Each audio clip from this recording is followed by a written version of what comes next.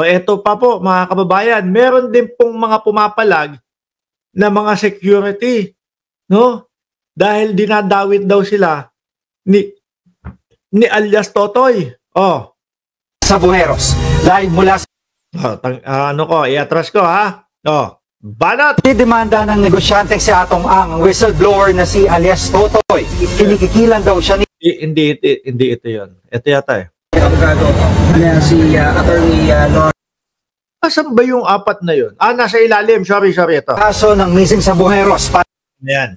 Pumalma ang apat na security guard ng Manila Arena na dinadawit sa kaso ng missing sa Bueros. Panawagan nila sa noy boss nila na si alias Totoy, huwag silang idamay. Napilitan lang daw silang sundin ito dahil sa pananakot at pananakit umano sa kanila. Si alias Totoy ang lumantad na testigo sa kaso. Binunyag niya na Ang hirap, no? Hindi ako, sa totoo lang ho, mga kababayan, halos ilang taon na ako nagre-reaction, halos ilang taon na puro opinion yung ginagawa kong content. Pero dito nahihirapan ako, hindi ko alam kung ano yung sasabihin ko sa inyo, kung sino ba ang nagsasabi ng totoo. Kaya po, sabi ko, go with the flow lang tayo kung ano yung pinag-uusapan, kung ano yung mga sinasabi nila. Sabi ni Neng Gigi, ako parang naniniwala kay Totoy, no? Hindi naman lalabas at lalabas kay Atong yun kung hindi guilty si Atong. Panigurado, yung apat na security guard, binayaran na ni Atong Ang yan laban kay Totoy. O yan, kailangan ko yung mga opinion nyo din. Sabi ni Orlando Esperanza, yung mga ipinatapong mga bangkay daw sa may ilog ng Malacanang dapat investigahan din at baka totoo. Ito ho mga kababayan, kung sakali ho na yung sinasabi ni alias Totoy, no, na mga tinapon po doon sa Taal Lake, kahit papaano kung may makita po pero ako naiimposible na po ako, 4 na taon 4 na taon ho, mga kababayan no? Posibleng yung mga laman nun, wala na, kinain na po ng mga isda. Oh, hindi naman marunong mamili ng pagkain yung mga isda ho. Kahit na mga patila-tilapia ho yan, mga kababayan. Yung pakagat-kagat na maliliit na gano'n, mauubos ho yan. Diba? Tapos maagnas na din. O, tingin ko wala na Kung buto naman ho, mga bossing, malulusaw na din ho yun Malulusaw na din ho yun sa 4 na taon na pagkakababad ho sa tubig. Parang nalalabuan na akong may makikita pa sila. Pero kung sakali na may makita, mga kababayan, doon sa mismong Taal Lake na tinuturan ni alias Totoy, mas mananaig ang pagpanig kay alias Totoy ho, mga bossing. Pero baka alam lang ni alias Totoy yung mga nangyari doon, tapos alam niya at kung kilala niya talaga kung sino yung mga mastermind doon, kaya lang, ang itinuturo si Atong Ang. Di ba? Kilala niya talaga yung tao na gumawa noon, pero itinuturo lang si Atong Ang. Dahil hindi ibinigay yung gusto, yung sinasabi ho. Di ba? Na kinikikila ni alias Totoy, si Atong Ang.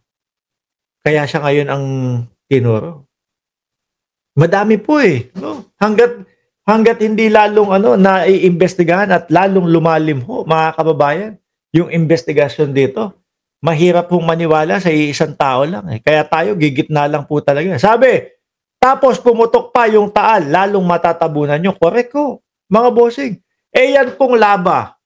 Yung lava ho, mga kababayan, miski naman po umabot sa ilalim ng dagat yan, hindi naman po basta-basta yan Mawawala yung init yan Maaari po yung pinaka-coat lang nung lava, yung kalabasan lang po, pero yung loob niyan, mainit pa po din yan.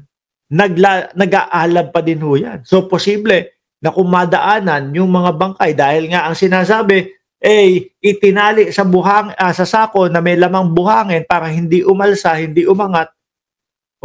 Pag nadaanan yun, lusaw din yun.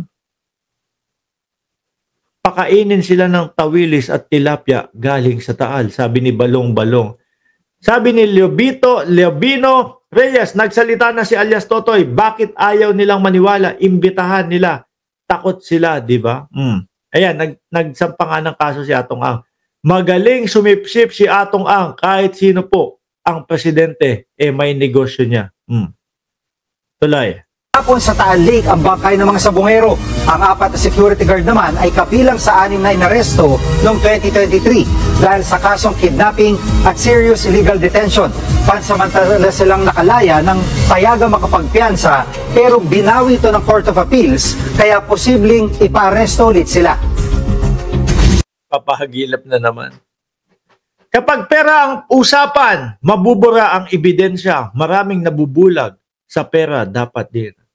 Kayo, mga kababayan, mga boss chief amo, sir, sino ang papaniwalaan nyo sa dalawa? Si Atong Ang o si alias Totoy? Ako ho, talaga mga kababayan, halos 3 taon na ako. 3 o 4 na taon na nga yata.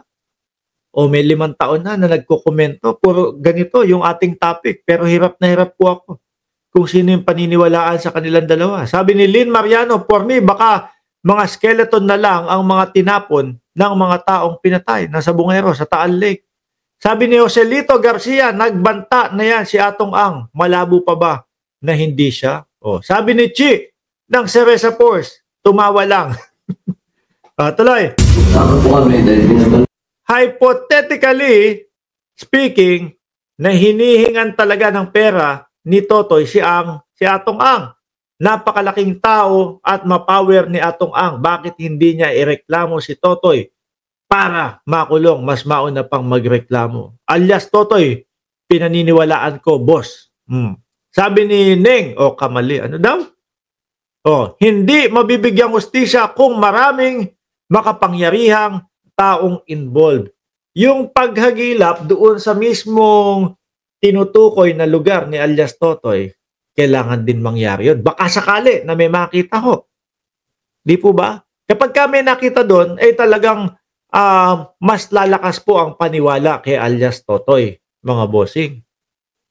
Di ba? Kapag kami nakita doon. Kasi ho, may pinakita na ding video si alias Totoy. Tinanong yung kapamilya, kilala niyo po ba ito? Yan po ba yung kapamilya ninyo? Sinabi, oo. Mahaba-haba pa ho ito, mga kababayan. Kaya sabi ni Remy Nofiel, wait na lang tayo sa resulta after ng hearing o kaso. Sir, baka mukat-mukat niya si Digong at Batorin ang kasabwat. May sinabi nga isang senador Di ba? Yun ang talagang inaabangan at hinihintay ko kung sino yung senador na yun.